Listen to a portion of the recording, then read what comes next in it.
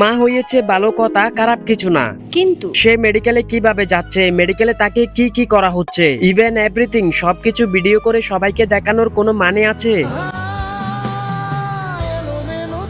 আচ্ছা সবকিছুই ঠিক আছে, ডাক্তার তাকে অপারেশন করার জন্য অপারেশন রুমে নিয়ে যাচ্ছে, কিন্তু পিছন থেকে ভিডিও করে ব্যাকগ্রাউন্ডে ইমোশনাল সং লাগিয়ে দিয়ে টিকটকে আপলোড করার মানেটা কি?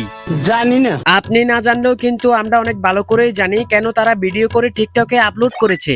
কেন? তারা যে মেডিকেলে গিয়েছে, মেডিকেলে অবশ্যই একটা খরচ আছে, অনেক টাকার ব্যাপার স্যাপার, অনেক টাকা খরচও করতে হয়েছে। সেই টাকাগুলো তারা কোথায় পাবে বা কিভাবে দিবে? তারা যাতে সুন্দর সুষ্ঠুভাবে মেডিকেলে টাকাগুলো দিতে পারে সেজন্যই ভিডিও করতেছে। মানে তারা ভিডিও করে সেই ভিডিওগুলো ফেসবুক টিকটকে আপলোড করবে এবং আপলোড করার পর সেই ভিডিও থেকে যেই ডলার ইনকাম হবে সেই ডলারগুলো দিয়েই তারা মেডিকেলের খরচ পুষিয়ে নিবে। আপনার বুদ্ধি ভালো। কি এক অবস্থা, মাত্র জুমা পরে বাসায় আসলাম, বাসায় এসে টিকটকে ঢুকতে না ঢুকতেই দেখতে পেলাম অনামিকা ঐশী তার ছেলেটাকে নিয়ে অলরেডি একটা টিকটক ভিডিও ডান করে ফেলছে। অথচ জুমার দিনটা এত ইম্পর্টেন্ট, এই দিনে দোয়া কবুল হয়।